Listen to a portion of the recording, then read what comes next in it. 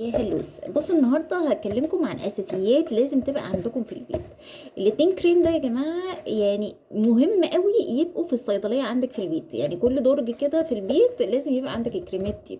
طيب نتكلم الاول على الزنك اوليف. والزنك اوليف ناس كتير اتكلمت عليه ان هو كريم مرطب، ده اصلا كريم للدايبرز تمام للاطفال، بس انا مش هتكلم عليه النهارده كدايبر، انا هتكلم عليه كفايدته للكبار لينا بقى. بصوا بقى الكريم ده هو بيبقى فيه زنك الزنك الاكسايد وزيت خروع وزيت زيتون تمام. فهو من مكوناته كده نعرف ان هو مرطب للجسم وحلو قوي. طيب يعني في ترطيب زيت الزيتون طبعا مرطب تمام. طيب ايه بقى بيميزه طبعا الزنك اللي هو الاساس بتاعه. طيب احنا دلوقتي لما بنيجي نغسل الاطباق في الميه في الايام دي، ونبتدي ان احنا نعرض ايدينا للميه السخنه والجو اللي احنا فيه ده، بلس كمان ان احنا لما بنتعرض للتلوثات في الهواء والشوائب وأشعة الشمس وكل الحاجات دي، فبيحصل ايه بقى في الجسم؟ بيحصل اول حاجة ان بيحصل حاجة اسمها جزيئات حرة، جذور حرة تمام. انا علشان بس بحثت عن الموضوع ده، الجذور الحرة دي بتيجي نتيجة التلوثات والحاجات كلها اللي بتتعرض ليها بشرتنا طول اليوم. الجذور الحرة دي لما بتكتر بتعمل أكسدة للجلد، وبتسبب حاجة اسمها الشيخوخة المبكرة، التجاعيد بقى، وأيا كان بقى اللي احنا بنشوفه تجاعيد، وبعد الشر كده علينا كلنا أمراضات زي سرطانات الجلد والحاجات دي. طيب الزنك بقى اللي موجود هنا بغض النظر ان هو مرطب، ده انتي اوكسيدنت. انتي اوكسيدنت يعني بيقلل من الجذور الحرة دي، فبالتالي بيقلل من الافكت بتاعها على الجلد بتاعنا. طيب تستخدميه في ايه؟ تستخدميه كأنتي اوكسيدنت في الايدين او البشره. عامه ما تستخدموش على الوش لانه هو تقيل، وانا ما بنصحش باي حاجه تقيله تستخدم على الوش لانها بتسد المسام بتاعه البشره. ثانيا هو ايدك هتفضل لفتره طويله كده مليطه، يعني عارفين طليط كده، يعني هو مش بيمتص بسهوله خالص يعني. طيب ليه بقى يبقى عندك في البيت؟ بصوا بقى، قبل ما تستخدمي النصيحة دي، تاب بقى دي اللي هتنقذ ايديكي وشكل ايديكي فيما بعد. وبجد ايدي فرقت من ساعة ما ابتديت ان انا اطبقها. قبل ما تبتدي تغسلي الاطباق او الصحون عندك، تبتدي ان انت تحطي كده كريم من الزنك اوليف ده تمام على ايدك لمدة 10 دقايق، وبعدين تبتدي بقى تشتغلي في البيت. عايزة اقول لك يا جماعة بيعمل طبقة عازلة للجسم، عارفين هي نفس الفكرة بتاعت الدايبرز ان بيحمي بشرة الطفل من المية، فبالتالي ما يحصل لهاش التهابات. هو كده هو بيعمل طبقة عازلة او حاجة، طبقة عازلة على الجلد، بحيث ان انت لما تيجي تغسلي بمية سخنة والحاجات دي ما تأثرش على الجلد بتاعك، ويفضل جلدك عليه طبقة زي كأنك لابسة جلافز كده تمام.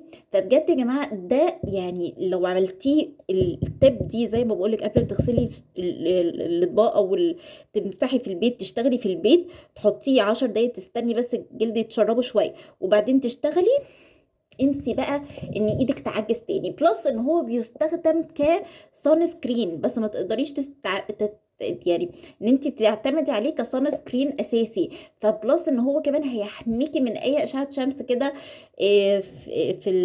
في اليوم العادي تمام. فبجد من الحاجات اللذيذه قوي واللي هتغير فعلا شكل ايدك.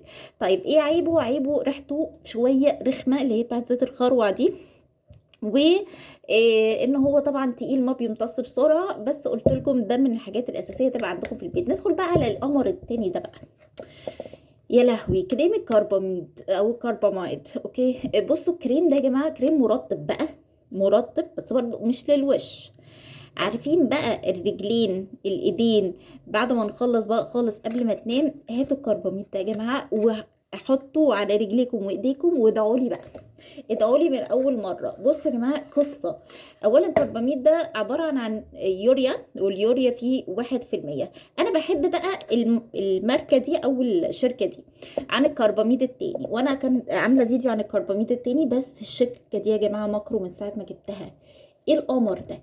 انتوا مش حاطين كرباميد بس، لا ده حاطين جليسرين، بارافين اويل، وحاطين بيز واكس وحاجات كده تانية مش عارفاها. المهم يعني بيز واكس وبارافين اويل وجليسرين، فبيديلك ترطيب فوق الترطيب، بلس ان ريحته حلوه. عارفين ريحته حلوة، غير بقى ريحة الكريمات بتاعة الصيدلية والمراهم والحاجات دي، لأ ريحته بجد حلوة يا جماعة، حلوة يعني ما تحطيه كده فيه ريحة مش عارفة نعناع، مش عارفة فيه ريحة حاجة حلوة. تمام. مش عارفة احددها بالظبط، بس انا عارفة الريحة بحاول اجيبها مش عارفة اجيبها. بس بجد يا جماعة ريحته فظيعة. عايزة اقولك بقى اليوريا دي بتخلي المية في الجلد كده بتحفظها، لكن بتخلي الجلد كده طري ومترطب على طول قوي. فقبل ما تنامي بقى حطيه على رجليكي ايديكي بلاش بشرتك، وادعيلي ريحته حلوه غير الكرباميد التاني اللي هو فيه نوع تاني كده شركه تانية طبيه.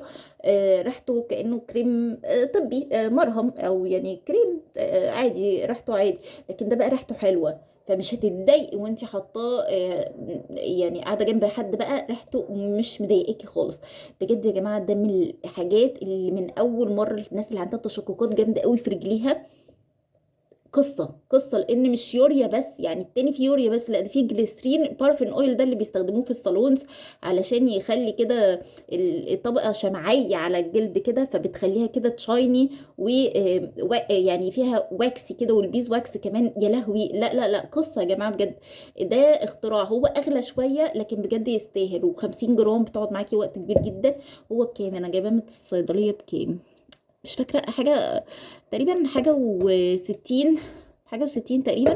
بس ده من أحلى المرطبات للإيدين والرجلين، انسي بقى أي حاجات مستوردة، أي حاجة تشوفيها للإيدين، ده من أحلى الحاجات اللي جوها.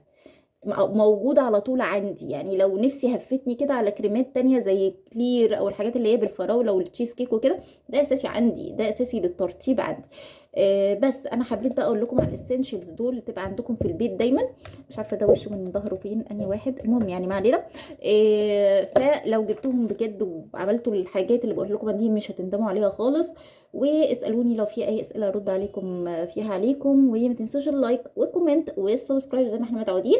واشوفكم في ريفيو جديد ونصايح جديده. باي باي.